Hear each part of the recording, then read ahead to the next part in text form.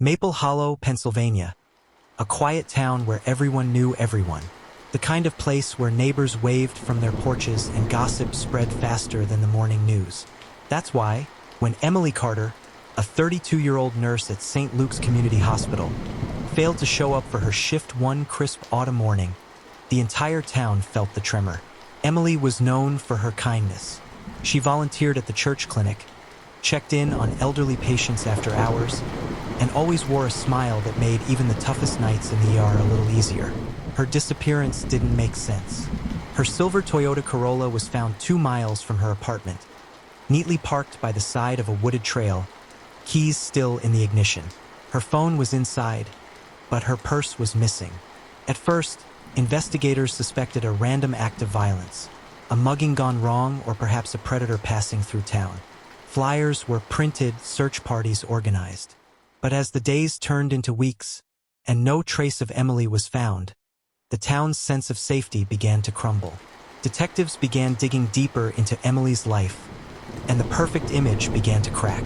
Her friends revealed that Emily had recently ended a long-term relationship with Ryan Porter, a local paramedic. He'd been described as charming, but controlling. One friend recalled Emily saying, "Ryan doesn't let go easily."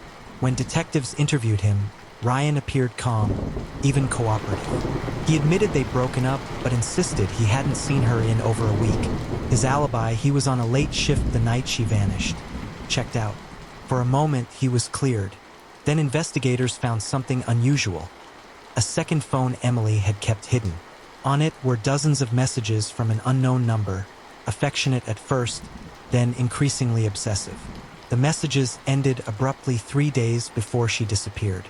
The number belonged to Dr. Mark Bennett, a married physician at the same hospital.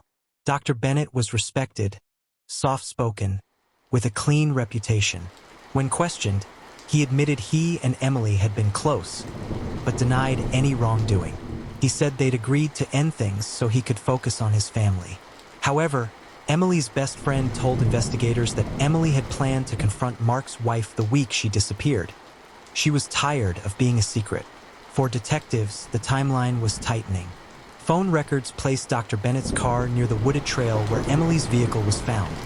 Despite his claim that he was home that night, when confronted with this evidence, he faltered.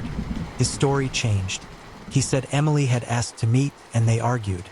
He swore he left her alive. But forensic teams discovered traces of Emily's blood in the trunk of his car, small, but enough. Dr. Mark Bennett was arrested and charged with second-degree murder. During questioning, he confessed to a confrontation that turned violent when Emily threatened to expose their affair. Panicked, he tried to stage her disappearance as a random abduction. Emily's remains were later found in a shallow grave behind an abandoned cabin he often used for weekend getaways. The revelation sent shockwaves through Maple Hollow. To most, Dr. Bennett had been the town's most trusted doctor.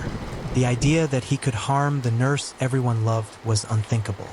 At the memorial service, one of Emily's colleagues said softly, "She cared for everyone, even the man who ended her life." Emily Carter's story became a painful reminder that evil often hides behind familiar faces. The perfect town would never feel the same again. As for Dr. Bennett, he's serving life without parole. And the people of Maple Hollow still leave white roses by the trail where Emily's car was found. A silent promise that she'll never be forgotten.